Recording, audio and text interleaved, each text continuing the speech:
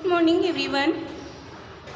Today we will study chapter number 10 कारक। और कारक का नाम है करण कारक। प्रीवियस वीडियोस में भी हमने करण कारक के बारे में ही पढ़ा था। आज भी हम करण कारक से संबंधित इस चैप्टर को पढ़ेंगे। मम परिचयः, मेरा परिचय। अहम अर्चना अस्मि, मैं अर्चना हूँ। अहम प्रातः उद्यानं गच्छामि, मैं प्रातः या सुबह उद्यानं गच्छामि बगीचे को जाती हूँ। अब यहाँ पर द्वितीय विभक्ति है और यहाँ पर कहा है कि यदि क्रिया का प्रभाव जिस पर पड़ता है तो क्रिया है गच्छामि, और जब गच्छामि कहा जा रही है बगीचे को तो यहाँ पर उद्यानम में द्वितीय विभक्ति होगी और यहाँ कर्म कारक होगा। पितामहः पितामही च अपि उद्यानं गच्छतः। पितामह का अर्थ होता है दादाजी और पितामही का अर्थ होता है दादी। कि दादाजी और दादी भी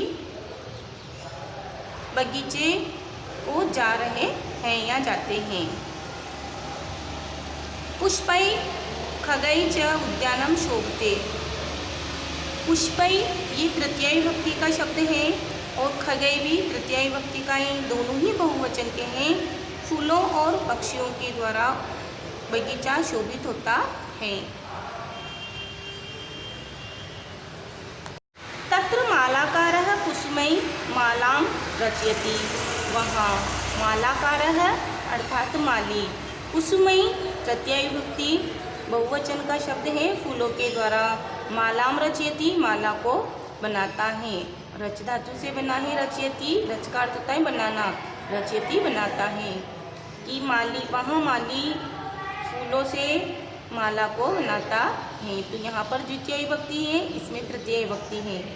अहम पित्रा सह देवालयम गच्छामि, मैं पिता के साथ, पित्रा सह पित्रा में तृतीय विभक्ति हुई है। देवालयम अर्थात होता है मंदिर, द्वितीय विभक्ति है। गच्छामि न जाता हूँ, मैं पिता के साथ मंदिर को जाता हूँ। वैसे तो द्वितीय विभक्ति में को लगता है, किंतु यहाँ कारक चिन्ह का लोप हुआ है। मैं पिता के साथ मंदिर जाता हूँ। आवाम तत्र कार्यानेन गच्छावः। आवाम का अर्थ होता है हम दोनों, तत्र वहाँ कार्यानेन इन कार के द्वारा, तृतीय विभक्ति का शब्द है यह। कार्यानेन गच्छावः जाते हैं, हम दोनों वहाँ कार के द्वारा जाते हैं। पश्चात अहम मित्रे सह विद्यालयम गच्छामि। पश्चात का अर्थ होता है बाद में। अहम इनमें मित्रे सह मित्रों के साथ, मित्र शब्द मूल शब्द है इसमें और तृतीय विभक्ति बहुवचन का उनसे मित्रों के सह न साथ। विद्यालयं गच्छामि, विद्यालय जाता हूँ। वयम उष्ट्रम पश्यामः, हम सब उष्ट्रम ऊँट को पश्यामः न देखते हैं। यहाँ पर द्वितीय विभक्ति का शब्द होने से को लगाया है, हम सब ऊँट को देखते हैं। सह पादेन खंजः अस्ति, सह न वह, पादेन खंजः पेड़ से, खंजः न लंगड़ा, अस्ति न है वह पेड़ से लंगड़ा है। तो मैंने पहले भी बताया कि अंग विकार के योग में भी तृतीय विभक्ति होती है और जिस अंग में विकार होता है उसमें तृतीय होती है। तो वह पेड़ से, पेड़ में विकार है इसलिए ये पादेन में तृतीय विभक्ति हुई है। तो यहाँ पर तृतीय विभक्ति है पादेन में, तो इसलिए हमने इसका अर्थ से लगाया है, पेड़ से। खंजः लंगड़ा, अस्ति है। तो छात्रों अब हम इनके शब्दार्थ पढ़ते हैं।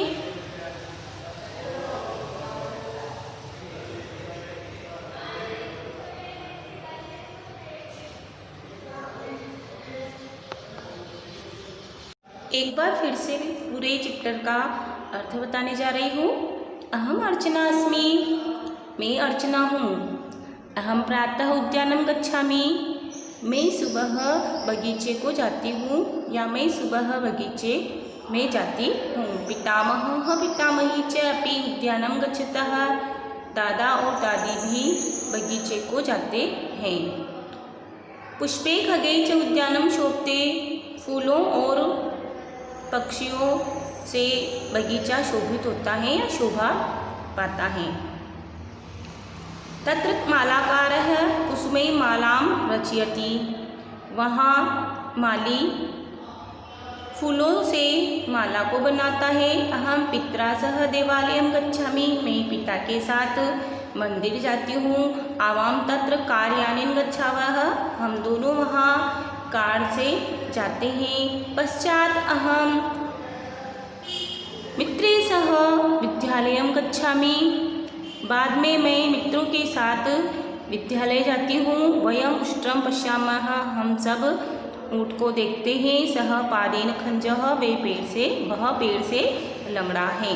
तो आइए अब हम इनके शब्द रूपों की पहचान करते हैं कि यहाँ पर आया है फर्स्ट सेंटेंस में अर्चना, और अर्चना जो है यह आकारांत स्त्रीलिंग का शब्द है और इसमें प्रथमा विभक्ति एक वचन हुआ है।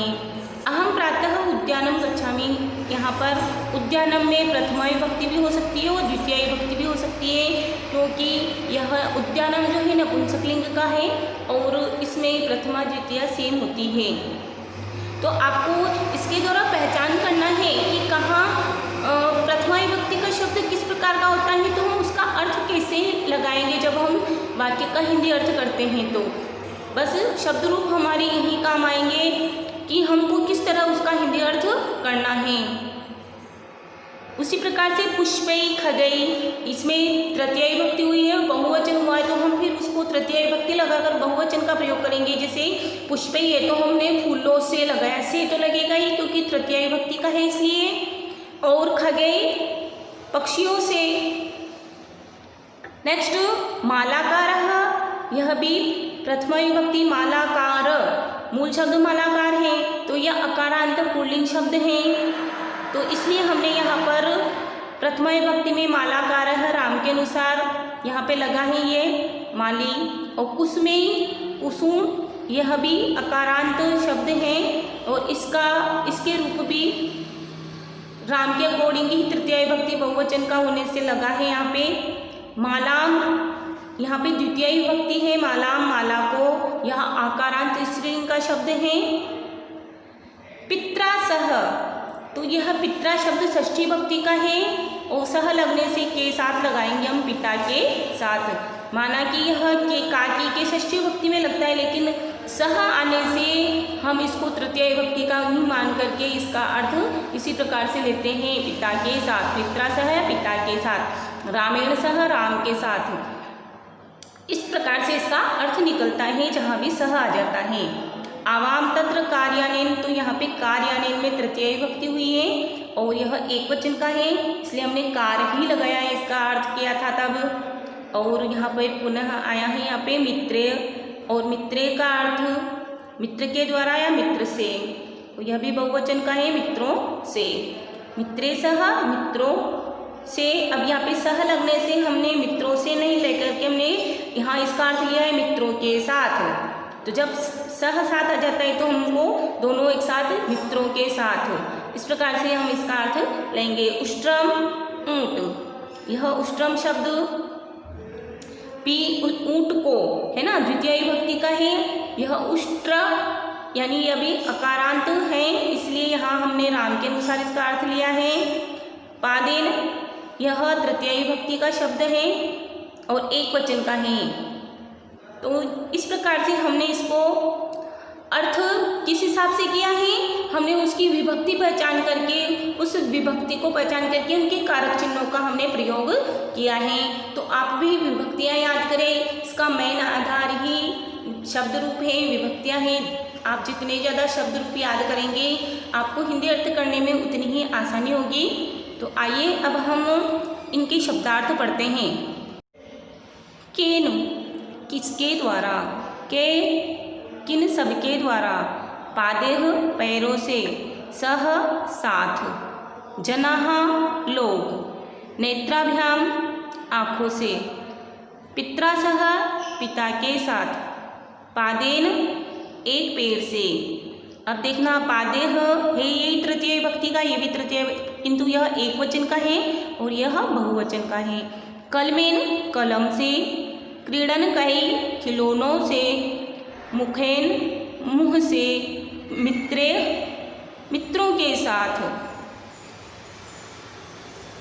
भिक्षुकः भिखारी, पुष्पेह कुसुमई, दोनों का अर्थ फूलों से, देवालयम मंदिर, खंजह लंगड़ा। तो और कुछ धातुएं आई हैं इसमें, खेल खेलना, शुभ सुंदर लगना या अच्छा लगना। तो हमने ये जो शब्दार्थ पढ़े हैं छात्रों, इनको याद करने की ज़रूरत नहीं होगी।